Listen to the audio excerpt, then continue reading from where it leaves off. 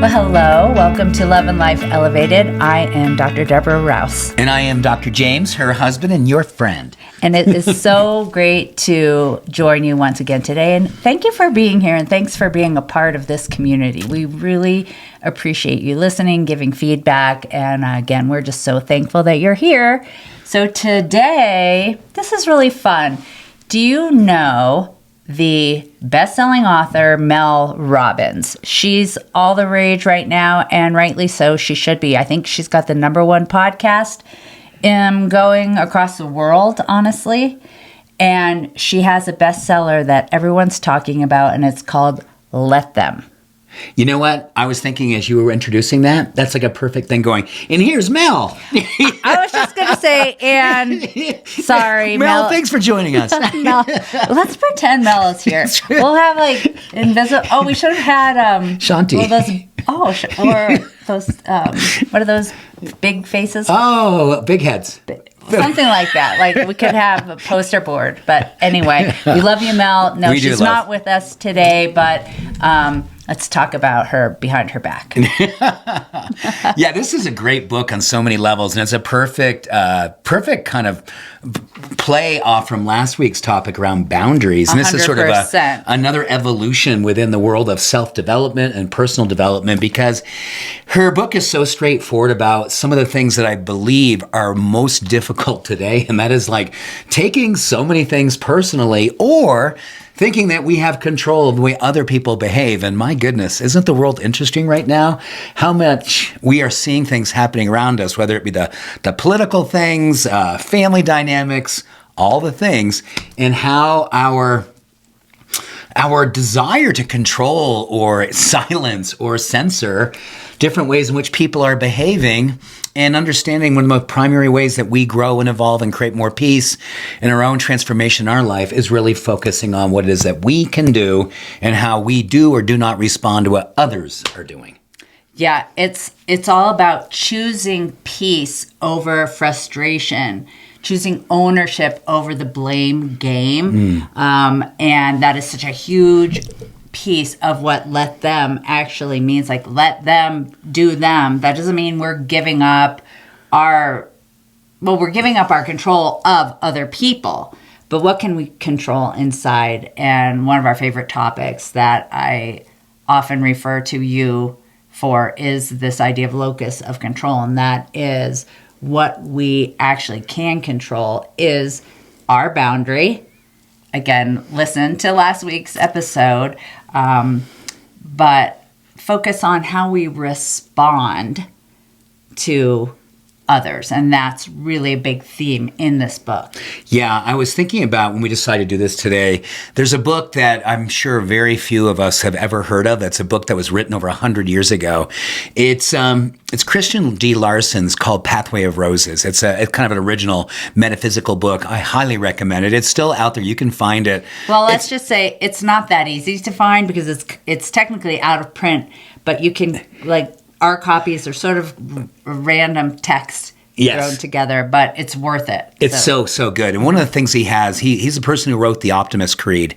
And one of his principles when the Optimist Creed is, be so focused on improving yourself, be so fully consumed by becoming the self that you would love to be, your highest self, that you have no time, no energy or desire to compare or control anyone else. That is such an amazing principle to practice, that you are that consumed with evolving yourself, becoming the self that you know you're most proud of, that literally you've edged out any desire to compare yourself to anyone else or control anyone else. And on the flip side, and equally as powerful, is how often do we waste time trying to make others see our worth? Oh my goodness. Right? What if we just let them misunderstand who we are and move forward anyway? Yeah, so I think that's a great place to kind of maybe invite yourself into this conversation, where when you look at the areas in your life where you feel there's work to do you give your power away to others to fill that desire, hoping they're going to come in and either do the rescue work, they're going to fill that space within you that you know truly, when you humble yourself, when you get vulnerable enough and love yourself enough with that kind of compassion, you say, this is my work, not their work. And I think think a lot of times in relationships, honey, particularly in committed relationships, you and I have had different iterations in our marriage where we've looked to one another because both of us have some trauma. We both have some childhood issues that, I don't use the word issues. We have things that happen because of our childhood that, there's this brokenness, there's this vulnerability, and we hope someone else is going to come in and fill that for us. But we realize, and we've been together over 30 years, and we've had the patience and I think the honesty, and most importantly, the trust and love of one another to say, honey, only you can do this. I love you. I support you. I'm affirming this for you, but I really know that this is what you can do. And that is such an incredible act of love to be in someone with that level of trust, that level of openness and vulnerability, that you recognize that that person is not there to fill that space in you, but more to just hold that space for you so you can fill it for yourself. One of my favorite quotes from the book that I wrote down a few quotes actually. Their behavior is about them. Your reaction is about you. So how do we learn to let go of our expectations of how people are going to respond? It can be something like you curated. Actually, we've had this experience, right? We've had situations, everything from having new friends over. This was our last house. I'm not going to name names. Do you remember this? You do, because we love talking about it. But we take pride in not pride, whatever. We just love creating space in our homes so that when you walk into our home, it doesn't really matter what it looks like, but we really care about what it feels like. It's what it feels like. We really are about energy and a welcoming, warm energy. Yeah. That's uniquely ours. Yeah. Because everyone has a unique energy. And I think all of us who, where we live, you love when people walk in and go, it just feels good in here. Yeah. And most of the time that's the case. Yeah, and I love almost it. And all I'm so the time. grateful, Except for the one time. So one time we had friends over and they came in, they're like, oh, this is really interesting. And they just use the word interesting, which can mean 1,000 things. But the looks on their face and the way we perceived it, it's kind of like, why can't I just let them have that? That's their behavior, and I don't need to criticize it, understand it, because I'm really happy with how it feels in here. But now, gosh, 25 years later, we remember it. Yeah, I think that's a big part of how this world is going. We know that the advent of social media has created a very different ways in which our permeability has become that much more open. A lot of stuff coming in, they call it inputs, right? And they're saying that the inputs are overwhelming. They overwhelm our nervous system, they overwhelm our psyche, they overwhelm our self-confidence and our self-esteem.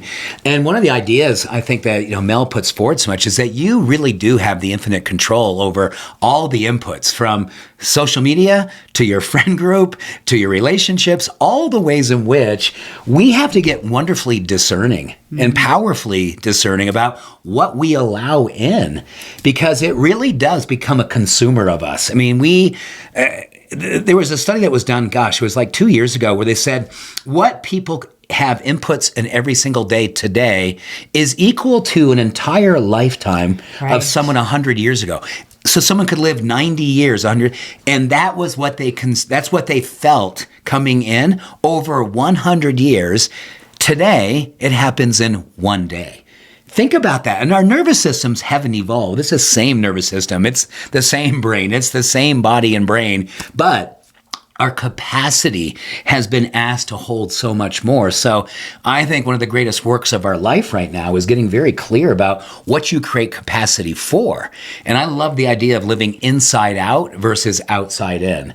And I think that's a powerful demonstration of that. You've got so much energy moving out because of what it is that you've done for yourself and how you live your life and fortified your beliefs, your values, your virtues. So that energy is moving out because you emanate it versus being someone who's just kind of looking for validation and welcoming those inputs and wondering who you're going to be based on what's happening around you. And that totally goes back to our episode last week with boundaries. Everything like stopping, explaining, arguing, convincing, and also really defining that boundary to preserve our peace, our personal peace. And we brought up social media last week and how that is a huge boundary that we can set for ourselves. Absolutely. Around that. I wanted to talk about another point that she brings up in the book, and this is really great for parents, being a child of a parent, and for friends, and that is letting people be who they are and not who we want them to be. Gosh, I remember, and our daughters are adults, and I probably still go through this, and they're both uniquely incredible, beautiful beings who are their own person. But how we try to shape and mold our kids and they're growing up, and what our expectations are. And I know as a daughter, maybe I felt that too in certain circumstances growing up, or I feel that as a friend, like, oh, these friends expect me to be this person. And we spend a lot of time wishing people were different instead of accepting them who they are. So that's work I continue to have.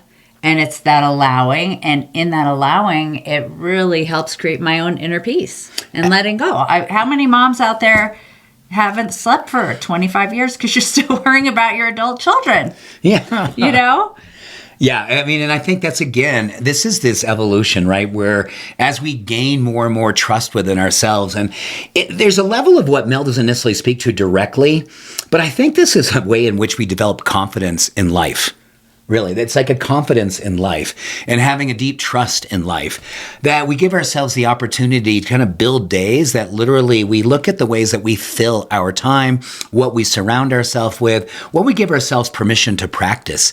And I believe when we started this podcast, honey, Love and Life Elevated, it was really all about the personal practices that we can develop that have great scientific foundation to them.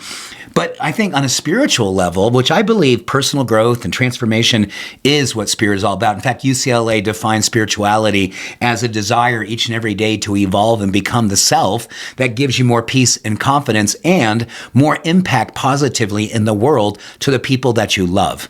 So I love what Mel speaks to this idea, because this is a really powerful way to kind of take your claws out of other people's lives and put your hands around your own being and really celebrate what it is that you are here to do, which is to create a life that you love, that you're proud of. And in that, I think this idea of letting them, we also become models, because there's this powerful practice that's all about, I'll call it emotional contagion. The more that we are in our confidence, the more that we are living in our body, the more that we are present with what it is that is important to us, and we give ourselves to it, it becomes contagious to the people around us. And I love that idea of letting ourselves be that person that we really show up for, and just trusting it's going to impact to the degree that it can, but not really built in this idea that we're so invested in how it's impacting them that we lose track of the purpose of what it is for us. I love that you really brought in this idea of practices, and it had me thinking about your small book called Essential Practices that you wrote, gosh, years ago. We've had that offered on your site for years as a gift, an ebook. So if that's interesting to you, send us an email. But in that, one of the practices, I believe, and it's certainly in the new book, DM, is all around energy. And so when you follow these principles and practices and you let them, a big part of that is reclaiming your own energy. It's not just personal peace, but worrying about what others are thinking about us or what others are doing. It is such a waste of our precious energy.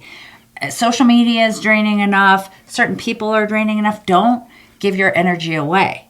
So it's really important to know that creating energy, preserving energy, it's a practice. It's part of everything we've been talking about with the setting boundaries, with letting them is energy.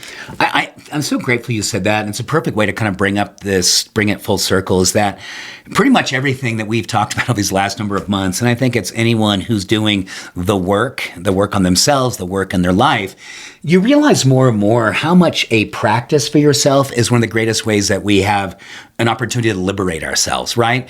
We all come into the world, we have work to do. And I think as we kind of move through our life, we realize, this is an area that I've got a lot of vulnerability. This area area where I've got more work to do. And rather than feeling this is something I don't want to lean into and do the work, we celebrate it and say, oh, this must be an opportunity of practice. This is an opportunity to develop more self-love and self-compassion and more self-acceptance. And here's what's beautiful about that. Your brain loves to practice. This whole idea of neuroplasticity and habit making and rituals, that is how we literally help to liberate our brain from anxiety. It's how we liberate our brain from sadness. The more that we are involved and present with work that we deem important, that we see that as this is something I really want to be a part of, it helps us mentally, emotionally, spiritually, and physically. And that is really what we're all here to do. Leisure is wonderful, but a leisure-filled life literally creates more and more challenges because we open up spaces for other things to come in and fill and occupy us, where if we're so excited about the purpose of our life, we kind of edge that stuff out. And we're continually building and fortifying what we want our life to be standing for. And additional practices that I would suggest for myself or everyone, and I would love for you to add on to this, but I have two. And one is just simple journaling. So sometimes it really helps when we're having those thoughts. You don't need to just bottle it up, but like get it out on paper, and so you can release it. And then again, you're preserving your energy. You're not spending a lot of time in your brain. You're letting it out on the page. And then the other one of my favorite things is loving kindness meditation, because you could take the challenges that you may have with yourself, with others, with a loved one, and really ritualize it into a loving practice. Where can you surround this person, yourself, a loved one, with love, with empathy, with forgiveness, and really recognize that we are all one, and there is room for them, maybe outside of your personal bubble, but in your heart, to surround them with that like loving kindness. Dr. James has one that he's curated on his website. I'm on YouTube, sorry. But you could also just plug it into YouTube and you'll find tons of free loving kindness meditations out there. And it's a great introduction to meditation. And I think it's a really wonderful way to begin this practice of letting them, leaning in, letting go. It's such a great, thank you for sharing that, because the practice of loving kindness, I think Stanford has done so many different studies on all the kinds of meditation. They deem that one to be the most powerful, from everything from mental health, alleviating depression, augmenting our self-confidence. Sleep. I mean, it literally, every checkoff you'd want to have more of in your life, this one practice in as little as 8 to 10 minutes, literally done religiously in a way that this becomes a ritual. And let's end on this idea of ritual. Lisa Miller from Columbia, I talk about it all the time. I love Lisa's work. Her work is all about the fact that every single day, if you want to have this upward spiral where your life is moving in a let them sort of way, where you're curating and then evolving predictably every single day, her research has been going for decades. So just pick one thing that's uncomfortable, that you know is going to stretch you, but follow through. Make this one thing be the one thing that you commit to. You do not make it a negotiable. When you do this one thing and treat it as a ritual, stepping outside first thing in the morning, ending your shower with cold water, not going online first thing in the day and doing loving kindness meditation, this creates, in what her world tells us, upward spiral where we literally are curating greater confidence, greater creativity, greater peace of mind, greater purpose by doing the one thing first thing in the morning. And I think this is a great way to bring this to the part where I want you to be really a part of this week. Share a ritual that you have deemed to be that upward spiral for you. Something as simple as your walk that you do, playing with your dogs, going out with your partner, whatever that may be. Share this. The more that we are seeing each other doing this work, the more that we get a chance to witness one another committed to this work, we raise each other. And this community has always been about evolving and raising one another. So please share. Don't be bashful. Don't be shy. I mean, we're sharing everything about what it is that we believe makes life more beautiful and more peaceful and more powerful and more inspired. We want to know how you are doing this too. So together, we can curate a much bigger upward spiral for all of us. And I want to send you away with these final reminders. If someone doesn't appreciate you, if someone doesn't value your time, if someone doesn't support your dreams, let them. That is the message of the book. And the most powerful thing that we can do is just allow people to be who they are and to make sure that we're spending time in spaces that align with our happiness, our intention, our inner peace, and our values. And let people be who they are. Yeah, gosh, what a great surrender that is. Wow. It reminds me of a perfect way to kind of say goodbye, and that is this idea of forgiveness. You mentioned it a moment ago, honey. Forgiveness is sort of giving yourself permission to move out of your brain and into your heart, to free your mind and move into your heart. Forgiveness. Forgive yourself. Forgive the people in your circle. Let us all find our way to becoming what it is that we all have our soul's contract to fulfill. You have your contract. You have yours. I have mine. This is our work to do. We can champion, we can cheer, but we cannot control. Yeah, focus on what is yours, ours to carry and release that which doesn't serve us. Yeah. Thank you for joining us. We hope you have a wonderful day, an amazing week. We look forward to seeing you next week. And until then, much love, all the blessings, and peace. And thank you, Mel Robbins, for thank you, Mel. writing your book. We're so grateful for all of you, and we'll see you next week. Be well. Bye.